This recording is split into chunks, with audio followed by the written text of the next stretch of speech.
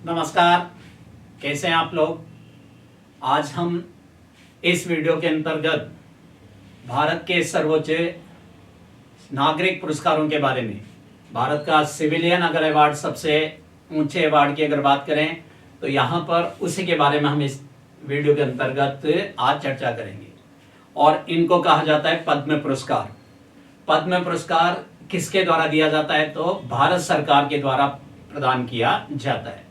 इन पुरस्कारों की शुरुआत 1954 में 1954 के अंतर्गत इन पुरस्कारों की शुरुआत की गई। 2 जनवरी 1954 को ये पुरस्कार 2 श्रेणियों के अंतर्गत प्रारंभ किए थे। एक का नाम रखा है भारत रत्न और दूसरे का नाम रखा है पद्म विभूषण। पद्म विभूषण को पुनः बाद में, कुछ समय बाद में इसे 3 वर्ग के अंतर्गत विभाजित कर दिया, जिन्हें कहा गया है प्रथम वर्ग, दूसरा वर्ग और तीसरा वर्ग। इस तरह से 8 जनवरी 1955 को राष्ट्रपति के आदेश के द्वारा इन तीनों वर्गों को नाम दिया गया है पद्म विभूषण, पद्म भूषण और पद्मश्री। इस प्रकार से 1955 से यह पद्म पुरस्कार 2 वर्गों के अंतर्गत हो गया, एक भारत रत्न और दूसरे के अंतर्गत 3 पुरस्कार, जिसमें पद्म विभूषण, पद्म भूषण और पद्मश्री के रूप में जाना जाता है। तो जो आज हम इस वीडियो के अंतर्गत पढ़ रहे हैं, इसके अंतर्गत हम इन दूसरे वर्ग के अर्थात पद्म विभूषण, पद्म भूषण और पद्मश्री पुरस्कारों के बारे में पढ़ेंगे। तो यहाँ पर इन तीनों को इंटीग्रेटेड रूप में अगर बात करें, इन तीनों को कहा जाता है पद्म पुरस्कार। क्लियर माइंड में। अब आते हैं बात पद्म पुरस्कारों की। जब बात कर रहा हूं इसका मतलब यहाँ पर ये तीनों पुरस्कार हैं और इन तीनों पुरस्कारों की घोषणा प्रतिवर्ष की जाती है। तो यहाँ क्वेश्चन सिंपल सा कि पद्म पुरस्कार कब दिए जाते हैं तो हर साल दिए जाते हैं, प्रतिवर्ष इनकी घोषणा की जाती है। अब पद्म पुरस्कार कौन प्रदान करता है तो पद्म पुरस्कार भारत सरकार के द्वारा प्रदान किए जाते हैं। पद्म पुरस्कार की घोषणा कब होती है तो प्रतिवर्ष गणतंत्र दिवस की पूर्व संध्या पर इन पुरस्कारों की घोषणा की जाती थी। यहाँ पर हम बात करें कि ये पुरस्कार भारत सरकार द्वारा दिए जाते हैं। 3 श्रेणियों के अंतर्गत ये पुरस्कार दिए जाते हैं, जिन्हें पद्मश्री, पद्म भूषण और पद्म विभूषण के नाम से जाना जाता है। इन तीनों श्रेणियों के अंतर्गत सर्वोच्च पुरस्कार पद्म विभूषण, जो कि भारत में नागरिक सम्मान के अंतर्गत दूसरे क्रम के अंतर्गत आता है, जबकि पद्म भूषण भारत के नागरिक सम्मान में तीसरे क्रम में और पद्म भूषण यहाँ पर पद्म पुरस्कारों के अंतर्गत दूसरे क्रम में और पद्मश्री भारत के नागरिक सम्मानों के अंतर्गत चौथे क्रम में, जबकि पद्म पुरस्कारों के अंतर्गत तीसरे क्रम के अंतर्गत आता है। क्लियर। तो इस प्रकार से यहाँ पर 3 श्रेणियों के अंतर्गत ये पुरस्कार दिया जाता है। भारत के सर्वोच्च नागरिक पुरस्कारों के अंतर्गत इन्हें माना जाता है। इनकी घोषणा प्रतिवर्ष की जाती है। जैसा मैंने बताया, प्रतिवर्ष इनकी घोषणा कब की जा रही है, गणतंत्र रिपब्लिक डे के पूर्व संध्या पर अर्थात 25 जनवरी को शाम के समय यहाँ पर इनकी घोषणा की जाती है। पद्म पुरस्कार 1954 के अंतर्गत, जैसा मैंने बताया 1954 के अंतर्गत ये स्थापित किया गया। अब आते हैं पद्म पुरस्कार क्यों दिए जाते हैं। तो पद्म पुरस्कारों को देने का मुख्य कारण या मुख्य आशय किसी विशिष्ट कार्य को मान्यता प्रदान करना, कि किसी भी व्यक्ति के द्वारा कोई विशिष्ट कार्य किया गया है, उसके आइडेंटिफाई या उसके पहचान या उसको मान्यता प्रदान करने के लिए यह पुरस्कार प्रदान किया जाता है। अब किन क्षेत्रों में, क्वेश्चन यहाँ पर आता है, पद्म पुरस्कार किन किन क्षेत्रों के लिए दिया जाता है तो यह पुरस्कार सभी प्रकार के क्षेत्रों के अंतर्गत विशिष्ट कार्य करने वाले लोगों को, अब सभी गतिविधियां कला आर्ट में हो सकती है, साहित्य एंड लिटरेचर, यहाँ पर साहित्य में हो सकता है, एजुकेशन शिक्षा के अंतर्गत हो सकता है, खेल कूद स्पोर्ट्स के अंतर्गत हो सकता है, व्यापार और उद्योग ट्रेड और इंडस्ट्री के अंतर्गत हो सकता है। इन सभी के अंतर्गत विशिष्ट और असाधारण उपलब्धियों के लिए यह पुरस्कार प्रतिवर्ष प्रदान किया जाता है। क्लियर माइंड में। नेक्स्ट यहाँ पर बात करें कि ये पुरस्कारों के अंतर्गत इन विशिष्ट और असाधारण उपलब्धियों वाले व्यक्तियों को जो प्रदान किया जा रहा है, इनके उपलब्धियों के अंतर्गत लोक सेवा, पब्लिक सर्विस का होना अनिवार्य, अर्थात अपने खुद के हित के लिए नहीं बल्कि यहाँ पर पब्लिक सर्विस के लिए उन्होंने ये उपलब्धियां प्राप्त की है, ये तत्व, ये एलिमेंट उसके अंतर्गत होना अनिवार्य है, तभी जाकर के उन लोगों को ये पुरस्कार प्रदान किया जाता है। अब आते हैं गवर्नमेंट सेक्टर की बात करें। गवर्नमेंट सेक्टर के अंतर्गत सरकारी सेवकों में से किन को ये पुरस्कार दिया जाता है और किन को नहीं दिया जाता है, तो यहां पर ये डिफाइन कर रखा है, डॉक्टर्स एंड साइंटिस्ट, डॉक्टर और वैज्ञानिकों को छोड़ करके बाकी किसी भी सरकारी कर्मचारी को यह पुरस्कार नहीं दिया जाता है। तो ये भी ध्यान रखना आप, केवल अर्थात सरकारी किन सेवकों को ही प्रदान किया जा सकता है ये पुरस्कार, तो डॉक्टर्स को और वैज्ञानिक साइंटिस्टों को यह पुरस्कार प्रदान किया जाता है। बाकी अपने पद पर रहते हुए कोई भी यहाँ पर इतना अच्छा काम कर रहा है तो भी पद्म पुरस्कार इन्हें प्रदान नहीं किया जाता है। नेक्स्ट बात करें, यह पुरस्कार सामान्यतः मरणोपरांत नहीं दिया जाता है, अर्थात यहाँ पर किसी व्यक्ति की मृत्यु हो जाती है उसके बाद में पोस्टमोस्टली अर्थात मरणोपरांत ये पुरस्कार नहीं दिया जाता है, परंतु फिर भी अत्यधिक पात्र अर्थात मरने वाले की योग्यता बहुत महत्वपूर्ण है तो उसके ऊपर पुरस्कार देने वाली समिति पुरस्कार के लिए विचार कर सकती है। क्लियर माइंड में? इसके लिए भी एक प्रक्रिया, एक प्रोसेस निर्धारित किया गया कि उस व्यक्ति का निधन अर्थात जिसको हम मृत्यु उपरांत दे रहे हैं, उस व्यक्ति का निधन उस वर्ष के गणतंत्र दिवस के, रिपब्लिक डे के वर्ष के पूर्व 1 वर्ष की अवधि के भीतर ही उसकी मृत्यु होनी चाहिए। अगर उसे 1 साल से ज्यादा का समय हो गया तो फिर उसके ऊपर विचार नहीं किया जाएगा। तो पहले तो सामान्यतः मरणोपरांत नहीं दिया जाता है, परंतु विशेष उपलब्धि वाले व्यक्तियों के लिए विचार किया जा सकता है, जिसमें कंडीशन यह है कि इस वर्ष की गणतंत्र संध्या से 1 साल पहले तक ही उसकी मृत्यु होनी चाहिए। तो उसके लिए यहां पर अर्थात विचार किया जा सकता है। क्लियर माइंड में? नेक्स्ट बात करें, यहां पर मैंने आपको बताया कि ये 3 श्रेणियां हैं, पद्मश्री, पद्म भूषण और पद्म विभूषण, जिसमें सबसे लोअर मानी गई पद्मश्री, उसके बाद में पद्म भूषण और उसके बाद में आता है पद्म विभूषण। तो यहां पर भी यह डिसाइड किया गया किसी व्यक्ति को उच्चतर श्रेणी का पद्म पुरस्कार किसी ऐसे व्यक्ति को प्रदान किया जाएगा जिसके मामले में पूर्व पद्म पुरस्कार प्रदान किए जाने के समय से कम, अर्थात सिंपल सी बात यहां पर ही समझे कि किसी व्यक्ति को अगर पद्म विभूषण देना है तो उससे पहले अगर उसको पद्म भूषण पुरस्कार दिया गया है तो पद्म भूषण दिए हुए कम से कम 5 साल का समय बीत चुका होना चाहिए। या किसी व्यक्ति को पद्मश्री दिया गया है, अब उसे पद्म भूषण दिया जाना है तो भी उनके लिए कम से कम कितनी अवधि का गैप हो जाना अनिवार्य है, तो 5 साल का यहाँ पर समय बीत चुका हो जाना अनिवार्य। तो इस प्रकार से अर्थात उनकी 5 साल की अवधि बीत चुकी होनी जाएगी, तभी जाकर के उन्हें उच्चतर श्रेणी का पद्म पुरस्कार प्रदान किया जाएगा। परंतु ये भी एंड हार्ड एंड फास्ट नहीं है। अगर यहाँ पर ऐसा लगता है तो पुरस्कार देने वाली या समिति के द्वारा उस पर अत्यधिक पात्र व्यक्ति के लिए इसमें कुछ छूट भी प्रदान की जा सकती। 5 साल से जो अवधि डिसाइड कर रखी है 5 साल की, इसमें कुछ छूट भी प्रदान की जा सकती है। क्लियर माइंड में? अब यहां पर बात करते हैं पुरस्कारों के लिए नॉमिनेशन, नामांकन की प्रक्रिया।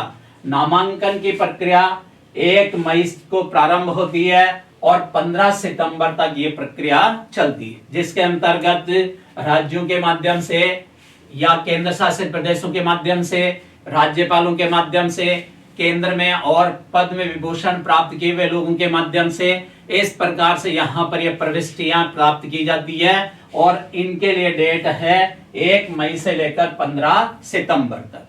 ठीक है। अब इनका चयन कौन करता है? तो चयन करने के लिए एक पुरस्कार समिति होती है और पुरस्कार समिति के द्वारा ही इन सदस्यों का चयन किया जाता है। अब क्वेश्चन यहां पर आता है, पुरस्कार समिति का गठन कौन करता है? तो ये याद रखना है, पुरस्कार समिति का गठन प्रतिवर्ष भारत के प्रधानमंत्री के द्वारा किया जाता है। क्लियर माइंड में? अब फिर क्वेश्चन, प्रतिवर्ष यहां पर डिसाइड की गई या गठित की गई पुरस्कार समिति का अध्यक्ष कौन होता है? तो भारत सरकार का सर्वोच्च अधिकारी, जिसको हम बोलते हैं कैबिनेट सचिव, कैबिनेट सेक्रेटरी, इस पुरस्कार समिति का अध्यक्ष होता है। अब आते हैं इनमें कौन कौन सदस्य होते हैं। तो एक तो कैबिनेट सचिव इसका सदस्य होगा, फिर इसमें कैबिनेट सचिव के साथ साथ भारत के गृह सचिव, home secretary of government of India, Bharat के गृह सचिव भी इसके अंतर्गत सदस्य होते हैं, और राष्ट्रपति के सचिव, यहाँ पर सेक्रेटरी ऑफ प्रेसिडेंट, इनके सदस्य होते हैं, और कुछ प्रमुख व्यक्ति भी इनके सदस्य सम्मिलित होते हैं, जो प्रधानमंत्री द्वारा इनको इसके अंतर्गत अपॉइंट किया जाता है। अब हम बात करें 2025 के लिए, 2025 के लिए जो पुरस्कारों की घोषणा की गई, इसके लिए जो समिति चयन, पुरस्कार चयन समिति का गठन किया गया, उनमें कौन कौन सदस्य थे? तो कैबिनेट सचिव टीवी सोमनाथ, दूसरा गृह सचिव गोविंद मोहन, तीसरे राष्ट्रपति के सचिव दीप्ति उमाशंकर, फिर यहाँ पर विशिष्ट वर्ग के लोगों को, जिसमें doctor Sandhya Purecha, Shrimati Kavita Khanna, Shri Sujan R Chinoy, doctor IV Subbarao, Shri Kirit Selat, professor Tariq Mansoor, Shri Satnam Singh Sandhu, Shri Ashok Malik, Shri Rashmi, यहाँ पर श्रीमती रश्मि देशगुप्ता, कुमारी निवेदिता, रघुनाथ भिंडे, संजीव गोयनका तथा राजयोगी डॉक्टर VK मृत्युंजया। ये इस साल अर्थात 2025 के लिए जो पुरस्कारों की घोषणा की गई, उन पद्म पुरस्कारों के चयन की समिति के सदस्य और अध्यक्ष थे। तो इस तरह से यहाँ पर एक समिति के माध्यम से जो प्रविष्टियां मिली है, उनमें से यहाँ पर इनके द्वारा चयन किया जाता है। अब चयन होने के बाद में इनका अप्रूवल होता है, अनुमोदन किया जाता है। चयन हो जाने से ही नहीं मिल जाता है। अब क्वेश्चन यहाँ पर आता है, चयन समिति के द्वारा की गई सिफारिशों को अप्रूवल या अनुमोदन कौन प्रदान करता है? तो चयन समिति ने जिन नामों की सूची तैयार की, इनका अनुमोदन करने के लिए उस सूची को राष्ट्रपति तथा प्रधानमंत्री के समक्ष रखा जाता है, और प्रधानमंत्री तथा राष्ट्रपति के द्वारा अनुमोदन होने के बाद ही इनकी घोषणा की जाती। तो क्वेश्चन यहाँ पर बन गया, अर्थात पद्म पुरस्कारों का चयन समिति के द्वारा करने के उपरांत इनका अनुमोदन कौन करता है? तो इनका अनुमोदन प्रेसिडेंट और प्राइम मिनिस्टर, प्रधानमंत्री तथा राष्ट्रपति के द्वारा किया जाता है। क्लियर? अब आते हैं कि प्रतिवर्ष अधिकतम कितने पद्म पुरस्कार प्रदान किए जा सकते हैं। तो ये नियम बना रखे हैं। इस नियम के तहत हर साल 120 मैक्सिमम कितने पद्म पुरस्कार प्रदान किए जा सकते हैं? 120 पद्म, जिसमें तीनों श्रेणियां, पद्मश्री भी हो गया, पद्म विभूषण भी हो गया और पद्म भूषण भी हो गया। अधिकतम यहाँ पर 120 सदस्यों को ये पुरस्कार या 120 पद्म पुरस्कारों की घोषणा की जा सकती है, परंतु इसके अंतर्गत मरणोपरांत सम्मिलित नहीं है, और विदेशी NRIs हैं या विदेशी व्यक्तियों को जो हम यहाँ पर पुरस्कार इसके अंतर्गत भी देते हैं, वो भी इसके अंतर्गत इंक्लूड नहीं है। अर्थात उनके अलावा, विदेशी नागरिकों के अलावा, NRIs के अलावा तथा मरणोपरांत दिए जाने वालों के अलावा मैक्सिमम कितने के यहाँ पर पुरस्कारों की घोषणा की जा सकती है? तो 120 पुरस्कारों की घोषणा की जा सकती है। क्लियर? अगर हम उनको इंक्लूड करें तो उनकी कोई अपर लिमिट नहीं है कि वहां पर कितने व्यक्तियों को यह प्रदान किया जा सकता है, परंतु अगर यहां पर आता है कि उनको इंक्लूड नहीं करें तो मैक्सिमम कितने व्यक्तियों को? तो 120। अब आते हैं यहां पर पुरस्कार। मैंने आपको बताया कि घोषणा तो तब की जाती है गणतंत्र दिवस की पूर्व संध्या पर, परंतु पुरस्कार वितरण कब किया जाएगा? तो पुरस्कार वितरण सामान्यतः मार्च अप्रैल महीने के अंतर्गत राष्ट्रपति भवन के अंतर्गत एक समारोह आयोजित किया जाता है, एक सेरेमनी होती है, और उस सेरेमनी के अंतर्गत कौन वितरण करेगा या कौन प्रदान करेगा, तो ये पुरस्कार राष्ट्रपति के द्वारा प्रदान किया जाता है। क्लियर? राष्ट्रपति के हाथों से यह पुरस्कार प्रदान किया जाता है। अब इस पुरस्कार के अंतर्गत क्या दिया जाता है, तो इस पुरस्कार के अंतर्गत एक सर्टिफिकेट अर्थात एक सनद दी जाती है, दूसरा एक मेडल अर्थात तमगा दिया जाता है, तीसरा एक स्मारिका जिसके अंतर्गत उसकी उपलब्धियों का संक्षिप्त वर्णन किया हुआ होता है, यह पुरस्कार स्वरूप उन्हें प्रदान किया जाता है। कोई नगद पुरस्कार राशि इसके अंतर्गत प्रदान नहीं की जाती। तो पुरस्कार वितरण राष्ट्रपति भवन के अंतर्गत होने वाले एक समारोह के अंतर्गत सामान्यतः मार्च अप्रैल महीने के अंतर्गत यह है प्रदान किया जाता है। नेक्स्ट बात करें, मैंने आपको यहां पर बता दिया पद्म पुरस्कारों का प्रारंभ भारत रत्न औथा पद्म विभूषण के रूप में ये 1954 में किया, और 8 जनवरी 1955 से ये पद्म विभूषण, पद्म भूषण और पद्मश्री के रूप में इस पद्म विभूषण को 3 वर्गों में विभाजित कर दिया। अब आते हैं इन पद्म पुरस्कारों को कब बंद कर दिया था, बैन लगा दिया था। तो 1978 के अंतर्गत पहली बार जब जनता पार्टी सरकार या मोरारजी देसाई सरकार, मोरारजी देसाई प्रधानमंत्री जब बने थे, तब यहां पर अनुच्छेद 18 का उल्लंघन को कहते हुए इन पर प्रतिबंध लगा दिया गया कि अनुच्छेद 18 संविधान का अनुच्छेद 18 उपाधियों के अंत की बात करता है। तो यहां पर इसके अंतर्गत कहा कि ये उपाधियों के अंत अनुच्छेद 18 का उल्लंघन करता है। इस कारण से 1978 में मोरारजी देसाई के द्वारा पद्म पुरस्कारों के ऊपर प्रतिबंध लगा दिया गया, परंतु फिर कांग्रेस पार्टी जब सत्ता में आई तो 1980 के अंतर्गत जनवरी में वापस इंदिरा गांधी द्वारा इन पुरस्कारों को पुनः प्रारंभ कर दिया। तो पहली बार पद्म पुरस्कारों पर बैन कब लगा था, तो 1978 में, और उसे रीस्टार्ट वापस कब किया गया, तो 1980 के अंतर्गत। दूसरी बार इन पद्म पुरस्कारों को पुनः निलंबित कर दिया, सस्पेंड कर दिया था 1992 में, जो 1997 तक सस्पेंड रहे।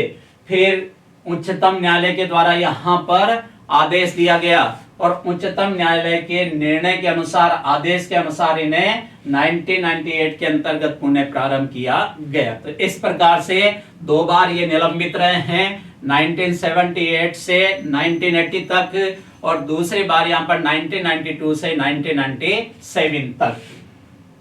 फिर करते हैं यहां पर बात पद्म, यहां पर 3 इसके अंतर्गत पुरस्कार हैं, पद्म विभूषण, पद्म भूषण और पद्मश्री।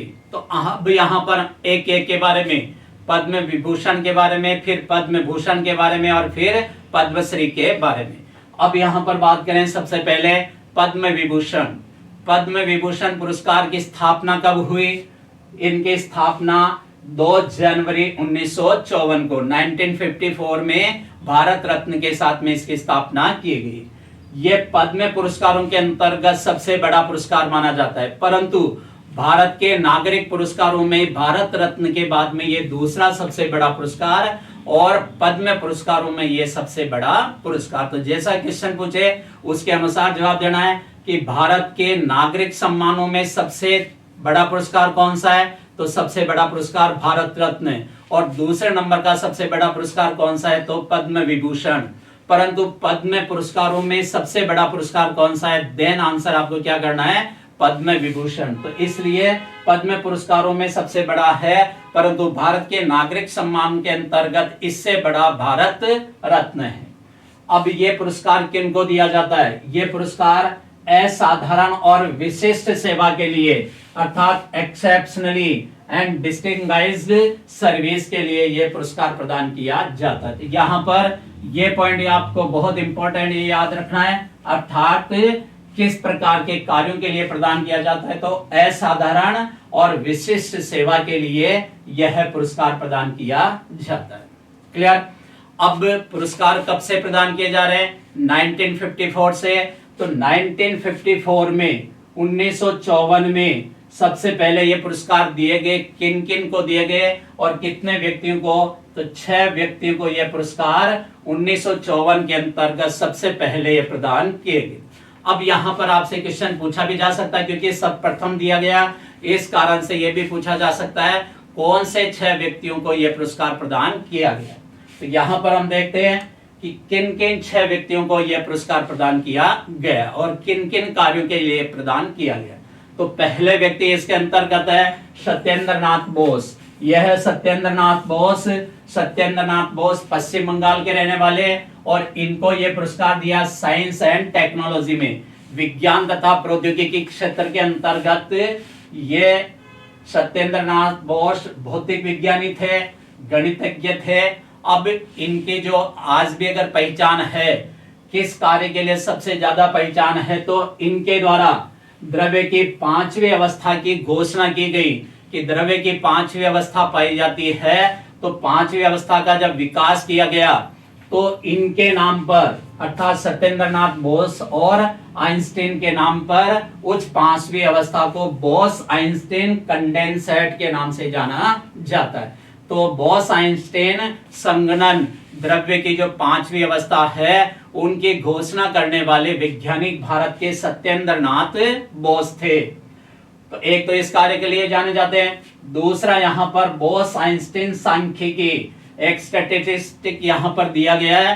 तो इनके द्वारा ये बोस आइंस्टीन सांख्यिकी प्रदान की गई और इस प्रकार के इनके उच्च वर्ग के कार्यों के लिए ही सबसे पहले यहाँ पर भारत के अंतर्गत पद्म विभूषण इन्हें प्रदान किया गया। दूसरा यहाँ पर नंदलाल बोस। नंदलाल बोस जो भारत के बहुत विख्यात चित्रकार रहे, ये चित्रकार, इनकी अनेक पेंटिंग्स यहाँ पर बनी है। तो ये चित्रकार रहे, कला क्षेत्र के अंतर्गत इनको दिया गया और ये भी पश्चिम बंगाल के भारत के विख्यात चित्रकार हैं जिनको पहली बार पद्म विभूषण प्रदान किया गया। तीसरे डॉक्टर जाकिर हुसैन। डॉक्टर जाकिर हुसैन जो भारत के राष्ट्रपति भी रहे हैं, इनको यहाँ पर सार्वजनिक मामलों के लिए, पब्लिक अफेयर्स के लिए इन्हें यह पुरस्कार दिया गया है और ये रहने वाले हैं आंध्र प्रदेश के। चौथे बाला साहब गंगाधर खेर, बीजे खेर जो महाराष्ट्र के हैं और महाराष्ट्र के ये पहले अर्थात बॉम्बे स्टेट जब बना तो महाराष्ट्र के प्रथम मुख्यमंत्री भी रहे। स्वतंत्रता आंदोलन के अंतर्गत भी काफी इन्होंने भाग लिया। बॉम्बे स्टेट के ये प्राइम मिनिस्टर भी रहे और सार्वजनिक मामलों के अंतर्गत अर्थात पब्लिक अफेयर्स के अंतर्गत इन्हें यह पद्म विभूषण पहली बार प्रदान किया गया। पांचवें व्यक्ति वीके कृष्णा मेनन। यह है वीके कृष्णा मेनन जो बहुत विख्यात डिप्लोमेट्स रहे हैं, स्वतंत्रता सेनानी भी रहे, वकील भी, राजनीतिज्ञ भी रहे, शिक्षाविद भी रहे और भारत की पंडित जवाहरलाल नेहरू जी के साथ में फॉरेन पॉलिसी, विदेश नीति के निर्माण में इनकी बहुत बड़ी भूमिका रही थी। तो इस प्रकार के भारत के विख्यात डिप्लोमेट्स, इनको भी पहली बार यहाँ पर पद्म विभूषण 1954 के अंतर्गत ये प्रदान किया गया। फिर यहाँ पर छठा व्यक्ति जिग्मे दोरजी वांगचुक। ये जिग्मे दोरजी वांगचुक जो भूटान के यहाँ पर अर्थात राजा थे, उनको यह पुरस्कार सार्वजनिक मामलों के अंतर्गत ये कार्य करने के लिए पुरस्कार दिया गया और प्रथम ये विदेशी थे जिनको पद्म विभूषण पुरस्कार या सम्मान प्रदान किया गया। तो इस प्रकार से भारत के ये 6 व्यक्ति, भारत के अलावा भी इसके अंतर्गत इन 6 व्यक्तियों को सर्वप्रथम पद्म विभूषण 1954 के अंतर्गत दिया गया। अब यहां पर बात करते हैं कि पहली बार किस महिला को पद्म विभूषण सम्मान प्रदान किया गया। तो पहली बार ये सम्मान 1956 के अंतर्गत मध्य प्रदेश की जानकी देवी बजाज, ये जानकी देवी बजाज जो बजाज इंडस्ट्रीज से संबंधित, इनको यह सम्मान पहली महिला के रूप में, अर्थात किस महिला को सबसे पहले पद्म विभूषण प्राप्त हुआ है, देन इसका आंसर आप बता सकते हैं, अर्थात जानकी देवी बजाज, जिनको 1956 के अंतर्गत दिया। सामाजिक सेवा क्षेत्र के अंतर्गत ये पुरस्कार इनको प्रदान किया है। अब हम उस समय से 1956 से लेकर वर्तमान 2025 तक की अगर बात करें तो यहाँ पर ये महिलाएं जिनको ये पद्म विभूषण प्राप्त हो चुका है, जानकी देवी बजाज को ये 1956 में, पद्मजा नायडू को 1962 में, विजय लक्ष्मी पंडित को 1962 में, सुमति मोरारजी को 1971 के अंतर्गत, बसंती देवी को 1973 में, नेली सेन गुप्ता को 1973 में, दुर्गाबाई देशमुख को 1975 में, मेरी क्लब वाला जाधव को 1975 के अंतर्गत, MS सुब्बुलक्ष्मी को 1975 में, टी बाल सरस्वती को 1977 में, मीराबेन मैडलिन स्लेड जो महात्मा गांधी के साथ में रही थी 1982 में, कमला देवी चट्टोपाध्याय को 1987 में, महादेवी वर्मा को 1988 में, अरुणा असफ अली को 1992 में, शिव रामकृष्ण पद्मावती को 1992 में, उषा मेहता को 1998 में, लक्ष्मी सहगल को 1998 के अंतर्गत जो नेताजी सुभाष चंद्र बोस के साथ में रही थी, लता मंगेशकर को 1999 के अंतर्गत, DK पटमल को 1999 में, किशोरी अमोनकर को 2002 में, गंगूबाई हंगल को 2002 में, सोनल मानसिंह को 2003 के अंतर्गत, अमृता प्रीतम को 2004 में, निर्मला देशपांडे को 2006 में, मां श्वेता देवी को 2006 में, आशा भोसले को 2008 में, निर्मला जोशी को 2009 में, जोरा सहगल 2010 में, कपिला वास्यान 2011 में, होमाई व्यारावाला को 2011 में, गिरिजा देवी को 2016 में, यामिनी कृष्णमूर्ति को 2016 में, विश्वनाथन शांता को 2016 में, तीजन बाई को 2019 में, MC मेरी कॉम को 2020 में, सुषमा स्वराज को 2020 के अंतर्गत, प्रभा अत्रे को 2022 में, वैजंती माला को 2024 में, पद्मा सुब्रमण्य को 2024 में, कुमुदिनी लाखिया को 2025 में और शारदा सिन्हा को 2025 में। तो इस प्रकार से अब तक यहाँ पर 41 महिलाओं को ये पद्म विभूषण पुरस्कार प्रदान किया जा चुका है। अब हम बात करें वर्तमान 2025 में किन्हें पद्म विभूषण प्रदान किया गया। 2025 की बात करें जिसकी घोषणा वर्तमान में गणतंत्र दिवस की पूर्व संध्या के अंतर्गत की गई थी, तो वर्तमान में यहाँ पर पद्म विभूषण की बात करें तो इनकी घोषणा 25 जनवरी 2025 को की गई।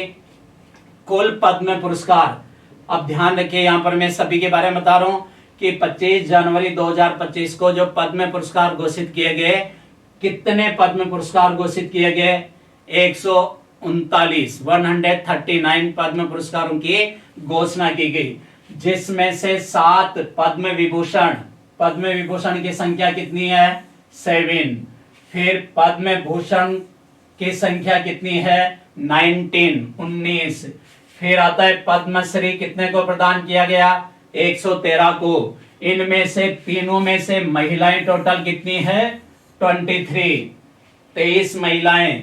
अब इन पुरस्कारों में से 139 में से विदेशी नागरिक या विदेशी यहाँ पर NRI या सब मिलाकर ये कितने हैं? 10।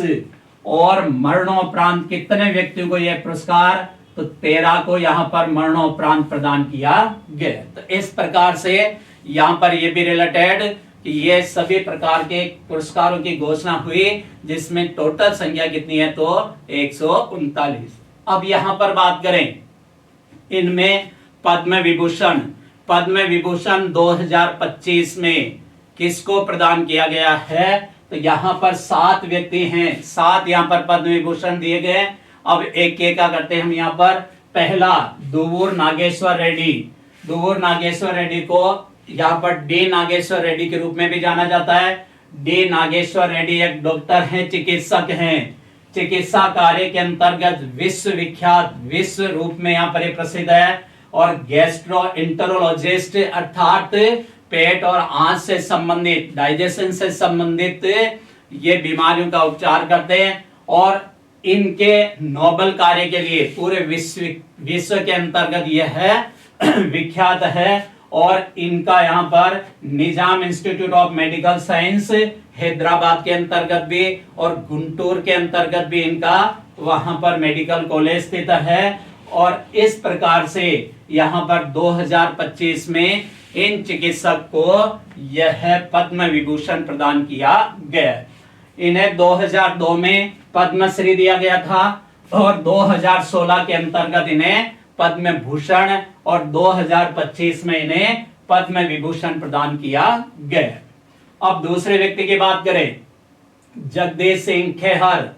जगदीश सिंह खेहर रहने वाले चंडीगढ़ के और पूर्व न्यायाधीश रहे हैं न्यायिक कार्य के अंतर्गत, और इनको जो पुरस्कार दिया गया है पब्लिक अफेयर के अंतर्गत इनको पुरस्कार प्रदान किया गया है। ये भारत के 44वें मुख्य न्यायाधीश रहे हैं। ध्यान रखिए 44th क्रम के ये chief justice of India, supreme court के या उच्चतम न्यायालय के मुख्य न्यायाधीश रहे। 4 जनवरी 2017 से 27 अगस्त 2017 तक ये मुख्य न्यायाधीश पर बहुत छोटा कार्यकाल था।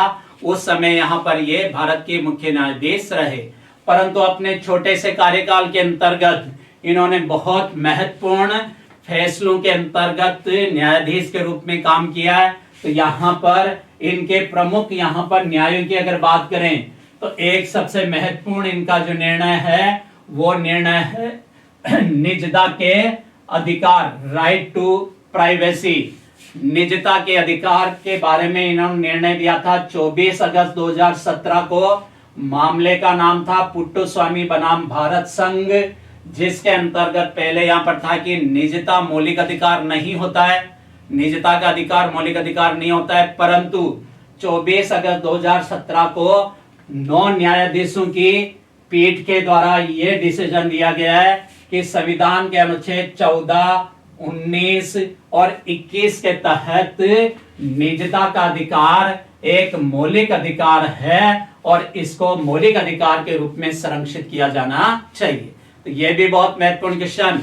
तो इस प्रकार से राइट टू प्राइवेसी या निजता के अधिकार के अंतर्गत निर्णय देने में जगदीश सिंह खेहर की मुख्य भूमिका रही थी। दूसरा यहाँ पर 3 तलाक, ट्रिपल तलाक का मामले के अंतर्गत इनके द्वारा सुनवाई की गई थी और सुनवाई के अंतर्गत यहाँ पर यह प्रोविजन किया कि जब तक सरकार के द्वारा 6 महीने के भीतर 3 तलाक के संबंध में कानून नहीं बना दिया जाता है, तब तक भारत के मुस्लिम लोगों के द्वारा अपनी पत्नियों को 3 तलाक के माध्यम से तलाक नहीं दिया जा सकता है। तो इस प्रकार से भारत में 3 तलाक कानून बनाने के लिए इन्होंने सरकार को कहा और इस प्रकार के 3 तलाक के डिसीजन के अंतर्गत भी इनकी मुख्य भूमिका रही। क्लियर। तीसरे का नाम है कुमुदिनी लाखिया। कुमुदिनी लाखिया गुजरात की है, इनको कला के लिए दिया गया है और इनका मुख्य कला जो मुख्य रूप से अगर यहाँ पर देखें तो ये कथक नृत्यांगना अर्थात कथक डांस के लिए। दूसरा ये कोरियोग्राफर, अगर हम इनको देखें तो यहाँ पर ये यहाँ पर विख्यात कुमुदिनी लाखिया कथक नृत्यांगना जो गुजरात के अंतर्गत गुजरात में रहती है और गुजरात के अंतर्गत यहाँ पर ये वर्तमान में ये कथक नृत्य भी सिखाती है। तो इनको भी वर्तमान 2025 के अंतर्गत कला क्षेत्र के अंतर्गत यह पद्म विभूषण प्रदान किया गया। अब इनके द्वारा एक यहाँ पर स्कूल खोल रखा है और जिसका नाम है Kadamb school of dance and music संस्थान, अहमदाबाद के अंतर्गत, गुजरात के अहमदाबाद के अंतर्गत ये संस्थान खोल रखा है। इन्होंने खुद ने जयपुर घरानों के गुरुओं से शिक्षा प्राप्त की और शंभू महाराज जो यहाँ विख्यात नृत्यांगन थे, शंभू महाराज से इन्होंने नृत्य शिक्षा प्राप्त की और इन्होंने बहुत सारी पिक्चरों के अंतर्गत कोरियोग्राफी की, जिसमें विख्यात पिक्चर है उमराव जान 1981 की। उस मूवी के अंतर्गत भी इन्होंने यहाँ पर कोरियोग्राफी की थी।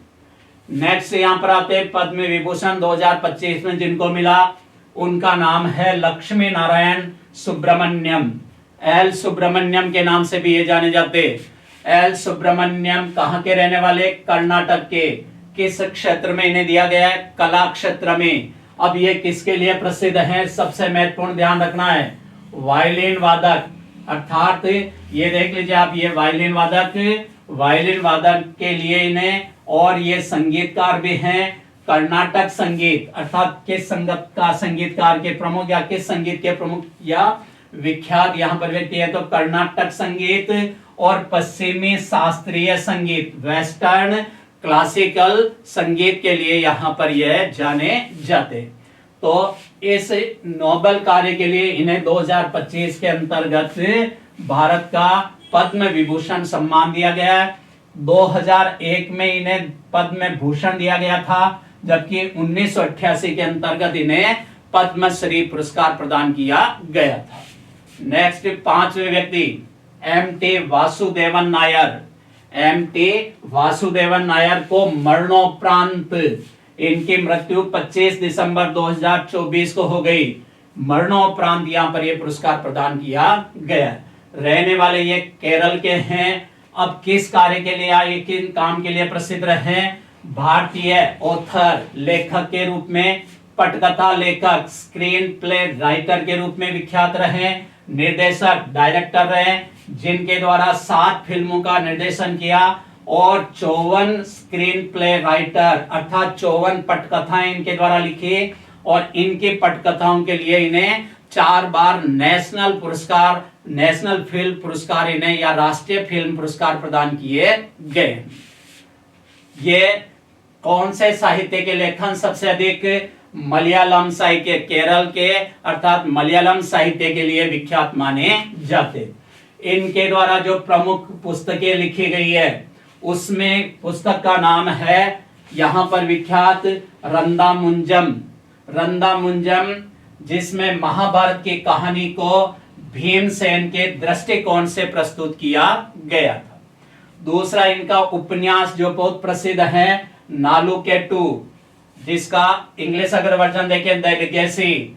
तीसरा यहाँ पर मंजू, चौथा कालम और पांचवा असुरविद्धु या असुराविद्धु। ये इनके प्रमुख उपन्यास माने जाते।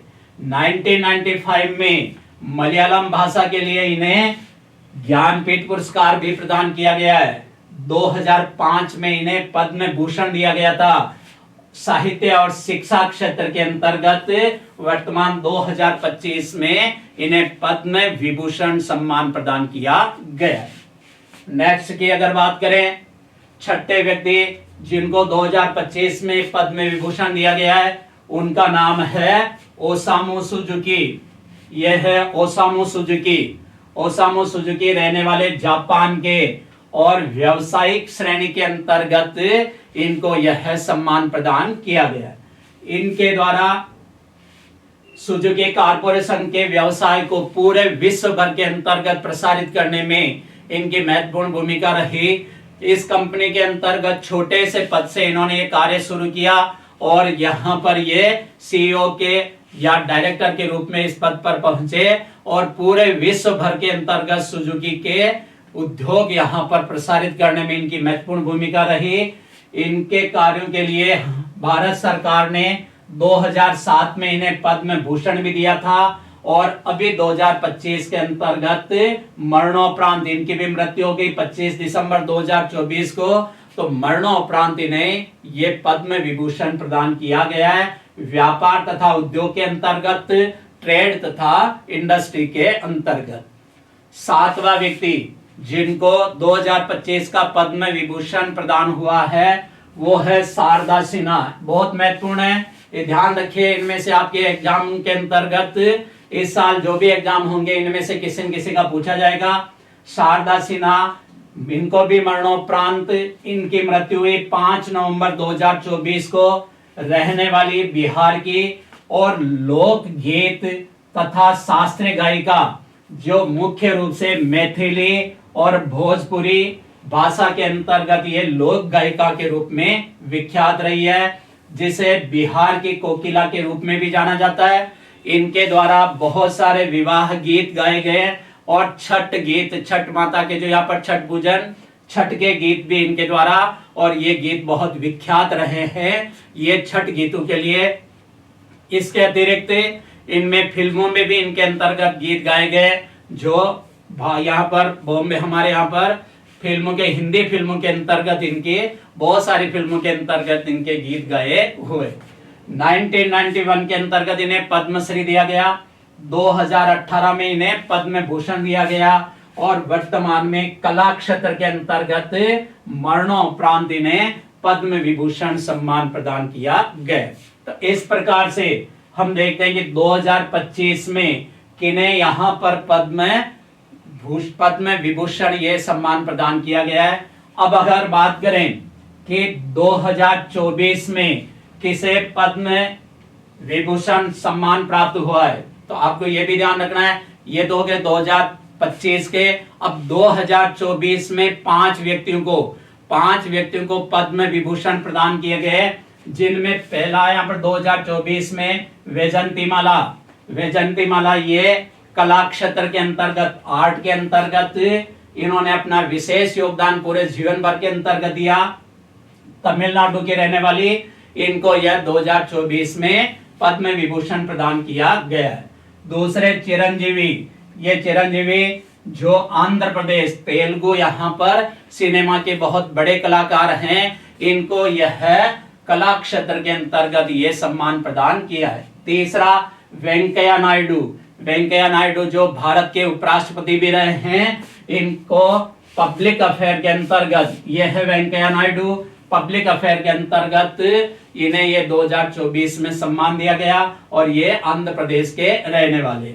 चौथे व्यक्ति है बिंदेश्वर पाठक, यह है बिंदेश्वर पाठक जो बिहार के रहने वाले, सोशल वर्क या सामाजिक कार्यों के अंतर्गत इनका काम के लिए इन्हें यह सम्मान प्रदान किया गया। और पांचवा यहाँ पर पद्मा सुब्रमण्यम, ये पद्मा सुब्रमण्यम जो तमिलनाडु की रहने वाली, और ये नृत्यांगना को अर्थात अपने नृत्य के माध्यम से इन्हें ये ऊंचाइयां प्राप्त की और इसके लिए इन्हें ये सम्मान 2024 के अंतर्गत प्रदान किया गया।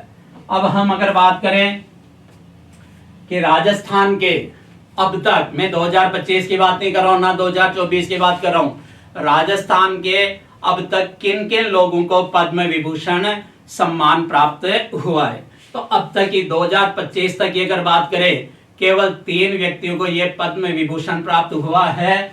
पहला यहाँ पर पद्म विभूषण घनश्याम दास बिड़ला, ये घनश्याम दास बिड़ला जो बिड़ला इंडस्ट्री से संबंधित ये व्यापार तथा उद्योग क्षेत्र के अंतर्गत 1957 में इन्हें ये पुरस्कार प्रदान किया गया। तो राजस्थान में प्रथम पद्म विभूषण सम्मान प्राप्त करने वाले व्यक्ति कौन रहे?